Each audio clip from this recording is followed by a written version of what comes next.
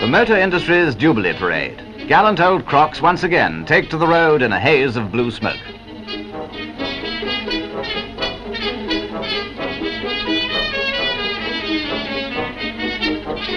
Strange to think that these were once special models de luxe, the envy of the young bloods of the day. But 20 years later, Sir Malcolm Campbell's Bluebird.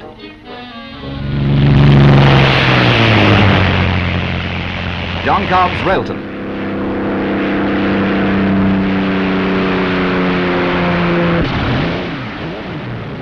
Again, Sir Malcolm Campbell in a Bluebird Waterborne.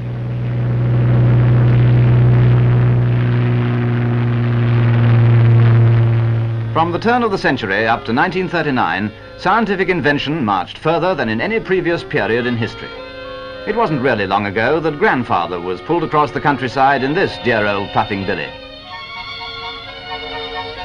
Yet his grandson in the 1930s took for granted the Flying Scot and the Cheltenham Flyer.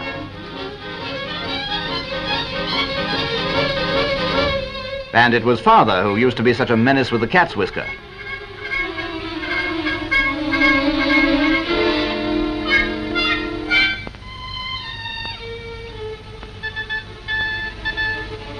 By the time war came, a government-chartered corporation, broadcasting in every language to the four corners of the earth.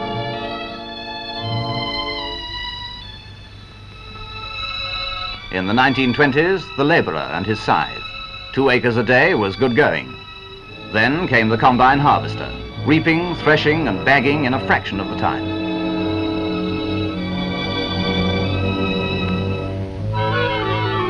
(1910), and this fearsome contraption set heads wagging in mistrust. 25 years later, our beloved Schneider Trophy racer wins for Britain at 407 miles an hour.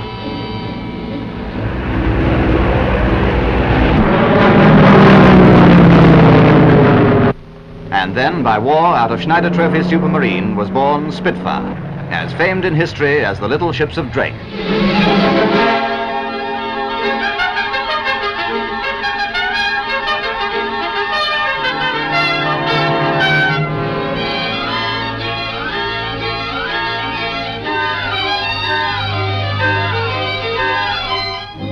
War brought a fresh, new impetus to the advance of applied science.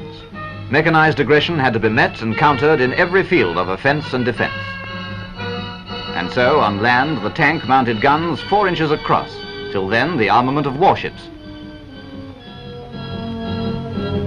They laid their own bridges before them as they went.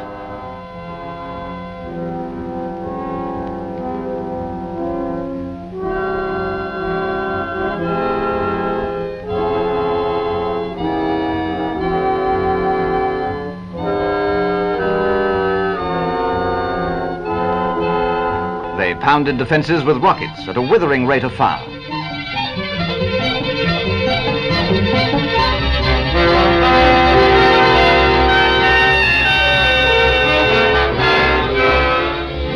A new science of invasion across the seas brought into being the amphibian and the T.L.C.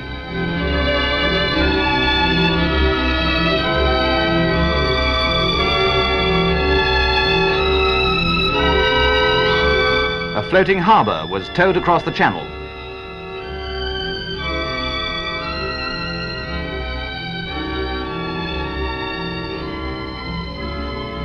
Then science produced a new one for the book. V1 roared across the Straits of Dover.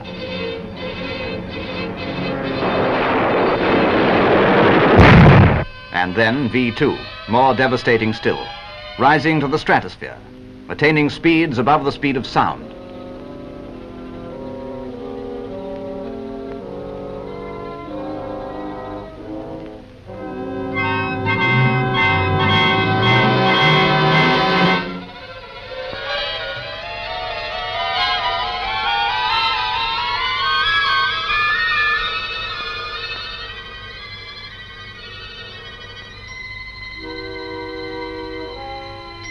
Destruction played one more card, a trump.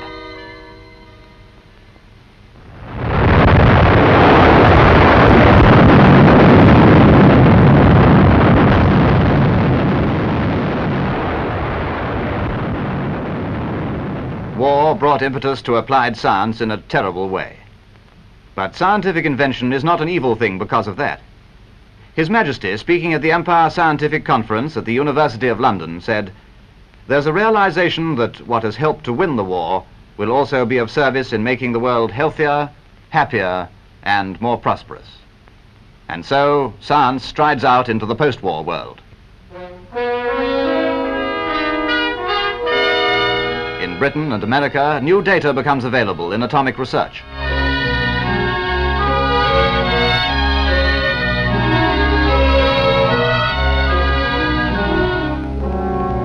And then a great peacetime experiment takes place in the Bikini Atoll.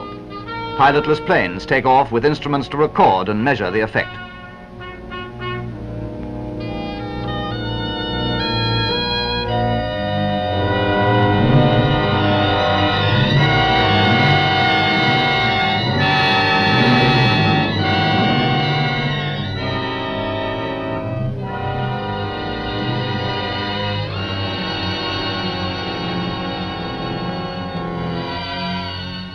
Jet propulsion is here to herald a new age of flying. The RAF's Vampire.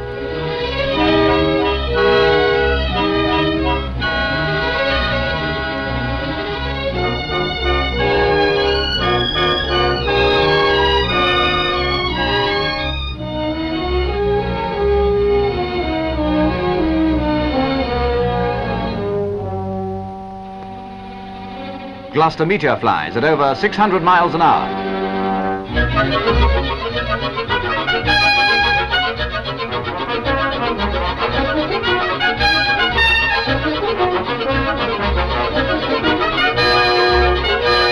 Aircraft design is on the march.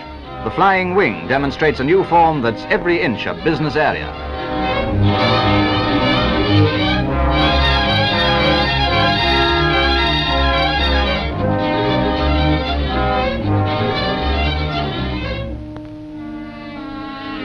Radar, developed for war purposes, finds its harness in peace. For now, no matter what the weather, a ship can see.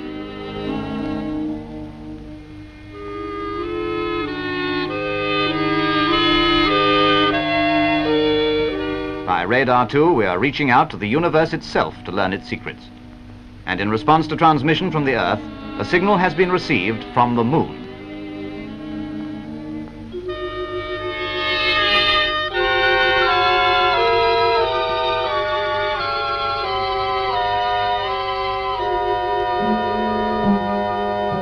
By this reflection from the Moon, some say that television can be beamed around the world.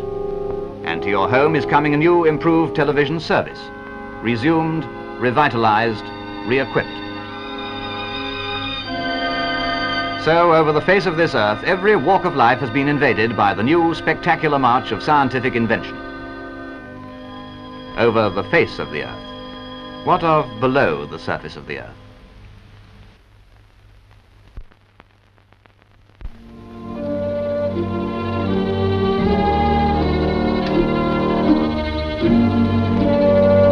Is this as far as we have come along the scientific road to the coal face? Have we still to win this great national asset with pick and shovel and brawny arms? Well, remember Campbell's Bluebird?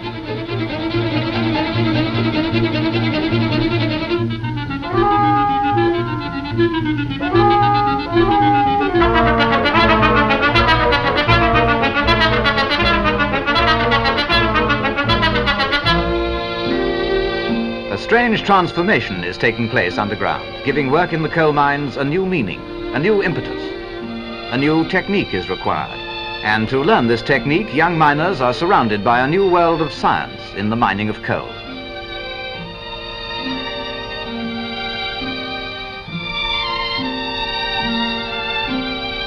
Yes, they're technicians now, this new generation of mining men, trained to operate and maintain machines that do the job.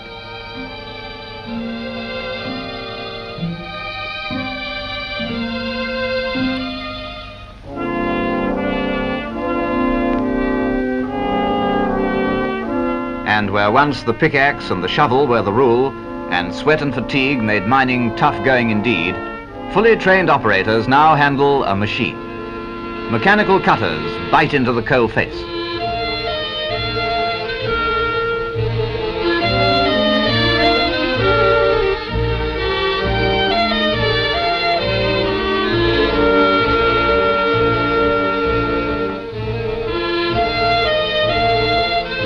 Props are adjusted to take the load, and drills bore holes for the explosive.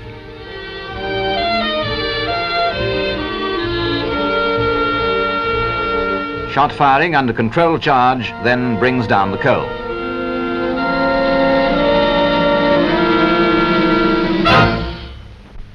And then the machines get at it again.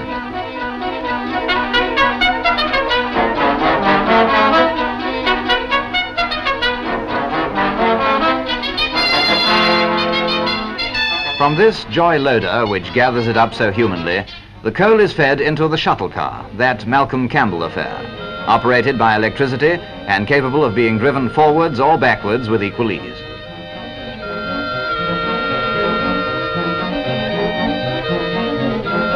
And off goes a young 17-year-old to the shaft bottom with 3 tons a time.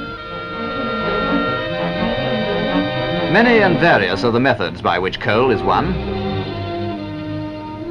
This overhead cut prepares the way for hydraulic bursting, a method used at times when special conditions of coal and rock are found.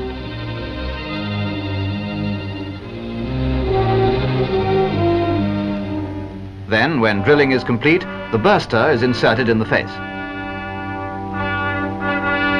A flick of the wrist then produces unrelenting pressure to force the coal apart.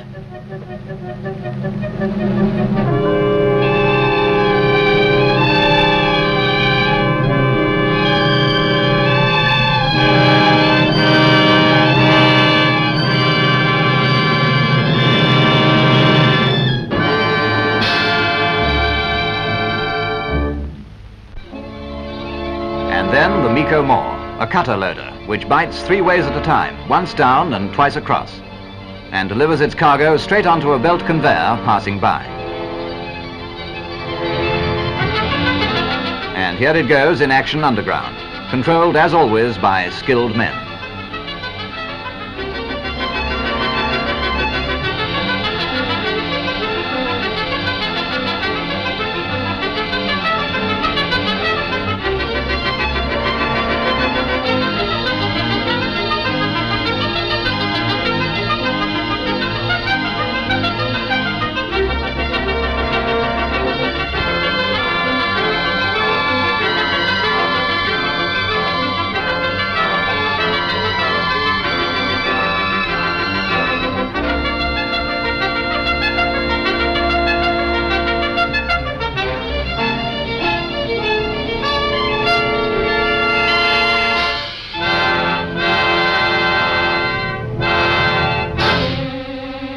Now one more. Yes, they've even mechanized the shovel. And here it is, the automatic shovel, the duckbill, directed at the fallen coal and shaking it away down a whole system of pans to the belt conveyors in the rear.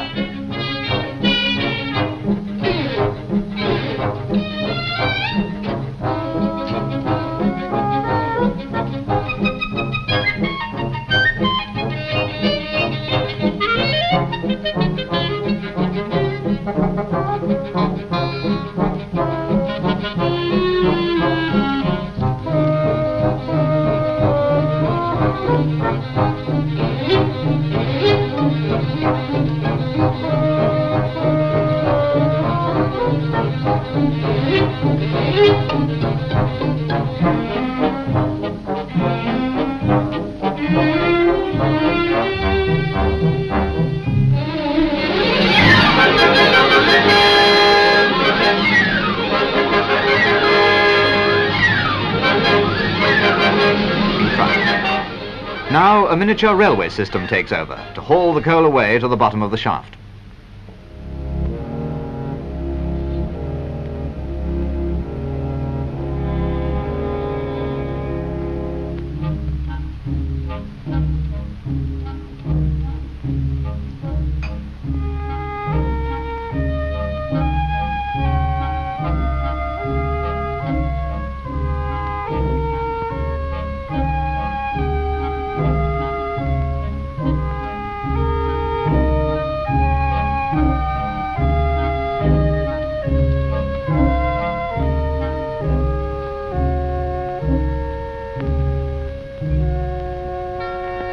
That's the transformation that is taking place below the surface of the earth.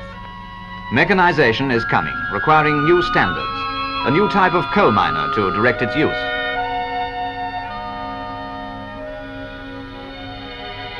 And when all's done and he takes the lift to the surface after the day's shift, a new sort of life will be awaiting him at the pit head.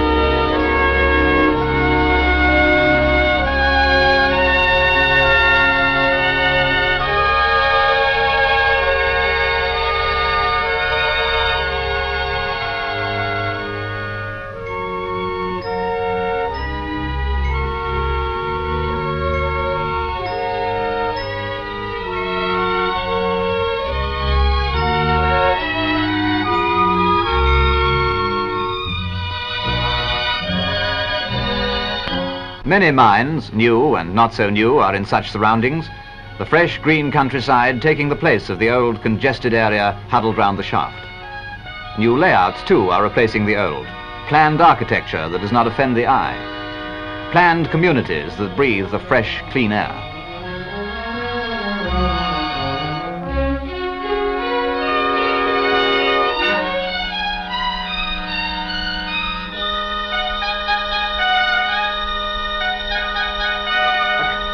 Here, a man can take a new enthusiasm, a new pride in being Britain's most sought-after technician, the modern coal miner.